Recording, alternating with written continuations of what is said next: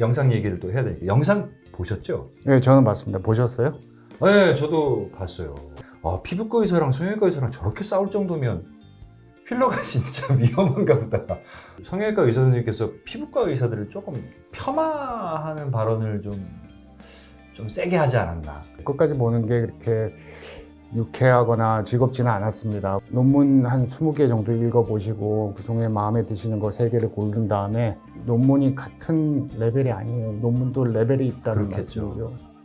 모든 의사들이 같은 레벨이 아니듯이 아무리 좋은 논문이라도 그것을 읽고 해석하는 사람이 의사가 분별력이 없고 잘못 해석하면 아무런 도움이 되지 않는 거겠죠. 네네.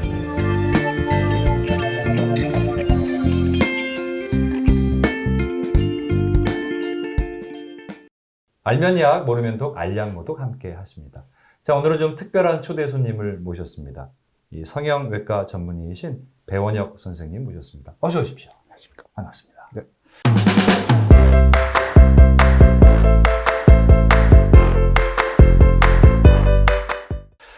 자, 이 최근에 제가 한국에서의 어떤 그 유튜브 영상을 봤더니 그 영상에서 성형외과 전문의가 필러 시술은 절대로 하지 마라. 뭐 이런 영상.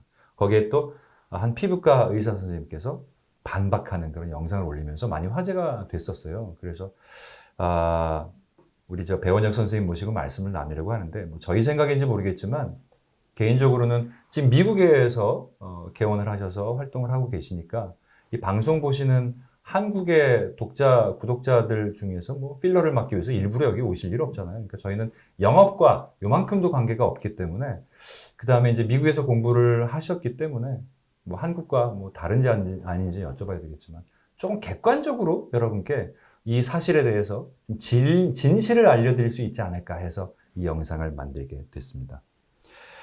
자, 저는 근데 무식해서 그런지 몰라도 성형외과 의사가 되려면, 전문의가 되려면, 어떤 공부를 해야 되는 겁니까?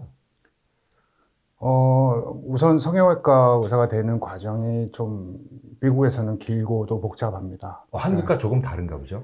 네, 좀 제가 알고 있기로는 다르다고 알고 있고요. 보통 고등학교를 졸업하고 성형외과 전문의 과정을 이수하는 데 걸리는 기간이 보통 16년 정도 걸린다고 봅니다. 16년이요? 네, 그렇습니다. 우리 신강동님도 지금 입을 못 다물고 있어요. 16년이요? 네, 16년이에요. 왜 16년이나 필요한 겁니까? 우선 고등학교 졸업을 하고 네. 대학교를 들어와서 기초 과목과 전공 과목을 이수해야 되고요. 네. MCAT이라는 메디컬 칼리지 어드미션 테스트를 보고 네. 의대에 입학을 하게 되죠. 네. 여기서는 의대가 4년이고요. 네. 의대를 졸업하고 나면 일반 외과 과정을 보통 3년에서 5년을 거쳐야 되고요. 네. 그리고 나서 또 다시 성형외과로 어플리케이션을 넣어서 네. 만약에 된다면 네. 성형외과 과정을 2년에서 3년 정도 더 수련을 하셔야 되고요. 아. 그리고 나서 뭐 개개인의 취향이라든지 필요성에 따라서 펠로우십을 보통 1년에서 3년 정도 더 하게 되어 있습니다. 네. 이 모든 과정이 다 끝나고 나면 네. 대학병원에서 남으시든지 네. 아니면은 개인 병원을 차리셔서 네. 진료 경험을 2년 이상 쌓아야 되고요. 네. 그리고 나서 비로소 성형외과 전문의 자격증을 딸 수 있는 시험을 볼 자격이 주어지는 거죠. 그때 또 시험을 봅니까? 네. 그러세요. 네, 그렇습니다. 성형외과 전문의를 보드라고 부르는 거죠. 네, 그렇죠. 보드 전문이라고 부릅니다. 그럼 보드 전문의가 아닌 성형외과 의사도 있습니까? 뭐 본인이 나름 자신을 칭할 적에 뭐 전문이라고 칭할 수는 있겠죠. 네. 하지만 국가기관에서 정식으로 인증된 성형외과 전문의는 아닌 것이죠. 그러면 우리 일반 일반인들이 볼 때 네. 성형외과 전문의, 그러니까 보드만 성형외과 시술을 할 수 있는 겁니까? 아니면 성형외과 전문의가 아니더라도, 보드가 아니더라도 시술을 할 수 있는 겁니까? 미국에서 아까 말씀드린 대로 의대를 졸업하면 네. 아무런 인턴이나 레지던트 과정을 거치지 않았는데도 네. 의과 4학년을 졸업하고 나자마자 MD가 되는 거예요. 네. 그러니까 의사인 거죠. 네. 의사 자격증이 주어지는 순간 네. 모든 종류의 시술을 다 법적으로 할 수 있는 근거가 마련되는 거예요. 아, 그래요. 그래서 아이를 한 번도 받아본 경험이 없는 사람이라도 네. 산부인과를 개원해도 되는 거고, 아, 제가 뭐 개복 수술을 해도 되는 거고, 네. 뇌 수술을 해도 되고, 뭐 심장 이식 수술까지. 물론 그런 일은 없겠지만, 네네. 그래도 법적으로는 문제가 없는 것입니다. 그러면 그 한국 같으면 뭐 간판에 성형외과라고 이제 간판에 타이틀을 걸지 않습니까? 네. 미국에서는 뭐라고 걸려 있어요? 미국에서는 정식으로 보드 전문의들은 Plastic and Reconstructive Surgeon이라고 하는데요. 네. 그리고 Board Certified by American Society of Plastic Surgery라고 그러죠. 네네네. 그러니까 그게 미국 성형외과 보드 전문의인데요. 네. 근데 이거 한인타운에서는 뭐 꼭 영어로 안 해도 되니까 네. 그냥 뭐 보드 전문 일반 외과 보드를 가지신 분이 그냥 보드 전문이라고 말해도 뭐 헷갈리는 경우가 성형외과 생길 쪽 수도 보드가 아닌데. 그렇죠. 어, 그렇죠. 그렇군요. 그리고 유사 보드가 많이 나왔어요. 뭐 성형내과라는 말도 쓰시는 경우가 성형외과. 있고요. 아니, 그럼 그리고 뭐 위를 예쁘게 만드니까. 그렇죠. 뭐 레이저 클리닉 스페셜리스트, 뭐 아, 코스메틱 설전 보드 뭐 이런 네. 게 여러 가지 유사 보드가 많이 나와서요. 그렇군요. 정식으로 인가된 보드는 아니죠. 뭐 한국 실정을 잘 모르시겠지만 한국에 그럼 성형외과 무슨 네. 뭐 이렇게 다 하는 곳들은 다 보드라고 알면 되겠습니까? 제가 알고 있기로는 한국 법도 이 두 가지를 어느 정도 구별하려는 노력이 있는 것 같아요. 네네네. 그래서 성형외과 진료 과목이라고 쓰거나 아니면 성형외과 의원이라고 쓰는 곳은 성형외과 전문의들이 아닌 걸로 알고 있습니다. 아, 성형외과 의원. 네. 성형외과 진료 과목. 진료 과목. 네. 아, 진료 과목. 네. 아, 그렇군요.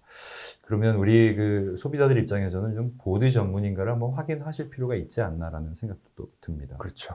아까 그 성형에서 그 공부하는 과정 중에서 네. 성형 중에서 그러면 성형외과 의사가 되려고 하는 사람들이 다 똑같은 걸 전공하지는 않을 것 같은데 성형외과도 종류가 이렇게 좀 나뉘어져 있나요? 성형외과가 종류가 나눠져 있다기보다는요. 네. 성형외과가 진료하는 그 범위가 너무나 광범위하고 다양하다 보니까 그런 얘기가 나오는 것 같은데 네. 물론 일반인들이 생각하기에 성형외과 선생님 그러시면은 미용 성형을 주로 생각하시고 떠올리실 네. 거예요. 네. 근데 성형외과라고 하는 거는 크게 양분화하면 미용 성형과 그다음에 재건 성형으로 나눌 수가 있겠죠. 네. 재건 성형에 포함되는 분야가 소아 성형, 크래니오페이셜이라고 해서 안면 윤곽술도 소아 성형이랑 그 어덜트 일반 성인 성형하고 나눠지고요. 네.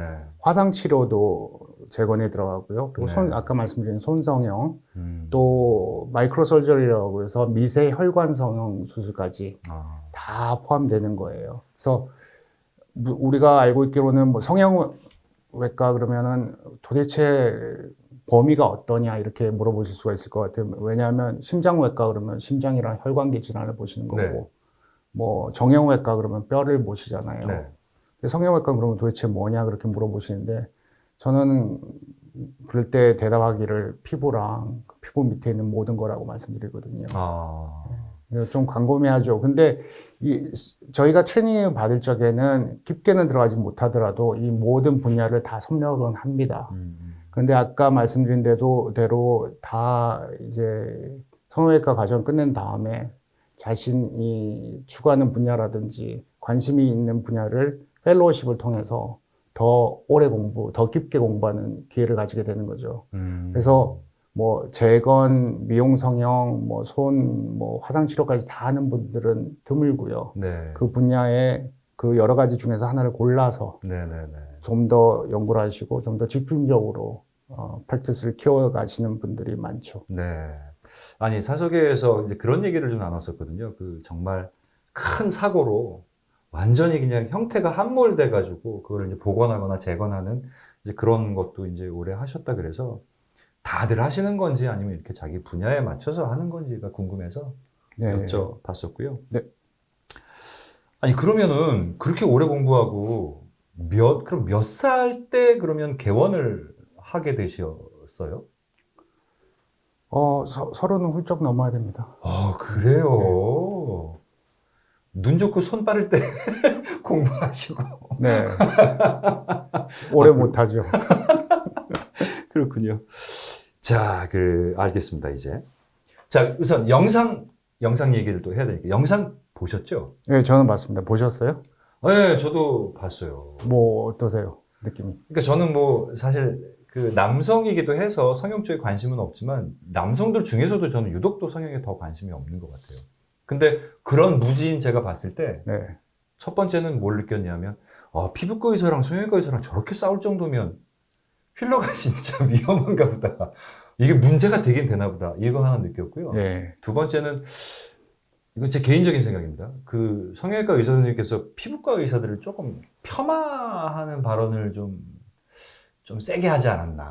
이런 이제 느낌은 저는 이제 일반적으로 들었고요. 네. 전문의시니까 오늘 그래서 또 이 자리에 모셨고요. 네. 한번 좀 여쭤보겠습니다. 영상 저도 보시고. 그 영상 봤는데요. 네. 끝까지 보는 게 그렇게 유쾌하거나 즐겁지는 않았습니다. 왜냐하면 뭐 말씀하셨듯이 피부과 선생님들을 좀 비하하는 발언을 하셨다고 그러는데 네. 제가 듣기에는 다른 성형외과 의사들도 비하를 하신 것 같았어요. 왜냐하면 다른 의사, 네, 성형외과 선생님까지도 네, 그렇죠. 폄하했다. 다른 성형외과 의사들은 잘 모르겠지만 윤곽 전문으로 하시는 본인은 많이 봐서 아는데 맞아요. 예, 그런 부분이 나오거든요. 네. 저희도 윤곽 성형 하거든요. 많이 했거든요. 그럼요. 우리 뭐 배원혁 선생님은 워낙에 또 유명하시니까. 그러니까 불편하셨군요. 네, 근데 내용인즉 보탁스랑 뭐 지방이식 네. 모든 것을 포함해서 특히 필러 시술은 절대로 하지 말라는 네. 내용이었어요. 네. 왜냐하면 다양한 부작용이 있고 이 부작용은 뭐 잘 모르겠지만 자신은 봐서 알기 때문에 의사로서의 양심을 걸고 호소를 하신 영상이죠. 네. 네. 근데 이게 객관적이고 체계적인 임상 실험에 기초를 둔 주장이면 네. 어떻게 보면 반박을 하기가 더 쉬울 거예요. 근데 그런 게 아니라 뭐 고작 논문 한 20개 정도 읽어보시고 그중에 마음에 드시는 거 3개를 고른 다음에 자신의 경험담을 적절히 섞어서 어떻게 보면 논리에 비약이 많이 들어갔다고 볼 수 있겠죠. 왜냐하면 어느 정도는 극단적인 주장으로 결론을 내리셔 버린 거니까. 네. 네. 그래서 그 동의하기가 쉽지는 않고요. 같은 성형외과 의사임에도 네. 동의하기가 쉽지 않다. 네, 그렇고 저명 학술지에 실리는 관련 논문만 보더라도 수백에서 수천 건 정도는 될 거예요. 그리고 레벨 오브 에비던스라고 해서 모든 논문이 같은 레벨이 아니에요. 논문도 레벨이 있다는 그렇겠죠. 말씀이죠. 모든 의사들이 같은 레벨이 아니듯이. 근데 그게 무슨 말이냐면 레벨 오브 에비던스는 그 논문의 디자인이라든지 아니면 규모, 그리고 결론을 도출하는 그 방법 과정에 따라서 그 신빙성이라든지 정확도, 그 증거 능력이 현저하게 차이가 날 수 있다는 말이에요. 그렇겠죠. 그리고 아무리 좋은 논문이라도 그것을 읽고 해석하는 사람이 의사가 분별력이 없고 잘못 해석하면 아무런 도움이 되지 않는 거겠죠. 네. 근데 제가 보기에는 이 영상에서 주장하는 거를 3가지로 함축을 해보면 이렇습니다. 첫째는 필러는 흡수가 되지 않는다. 흡수가 네. 돼봤자 20에서 30% 밖에 흡수가 안 되고 80% 이상이 남아있으니 네. 부작용이 생길 것이고 그래서 고로 맞지 마라. 네. 그리고 시간이 지나면 지날수록 녹이기가 힘들기 때문에 네. 따라서 맞았다면 하루라도 빨리 녹여라. 네. 그런 내용이고요. 두 번째는 필러도 중력의 영향을 받아서 밑으로 처지고 이동하고 근육이 움직임에 따라서 옆으로 퍼질 수가 있기 때문에 이것 또한 중대한 부작용, 네. 고로 맞지 마라. 네. 세 번째는 특히 필러 중에서 히알루론산 제품을 뼈 주위에 주입하였을 적에 뼈가 함몰되고 파이는 증상이 생길 수가 있으니 고로 맞지 마라. 자, 만약에 여기까지 저희 영상 보셨는데 이 영상 그 닥터 김이었던 것 같아요. 네. 그분 영상 못 보신 분들은 지금 영상을 보고 와서 2부를 저희 영상 2부를 시청해 주시면 감사하겠습니다. 오늘 알면 약, 모르면 독 알약 모독의 배원혁 성형외과 전문의 모시고 말씀 나누고 있는데 저희는 1부는 여기서 마치고요. 2부에서 본격적으로 그 영상에 대한 얘기를 토론해 보도록 하겠습니다. 오늘 말씀 감사합니다. 감사합니다. 구독, 좋아요 눌러주세요.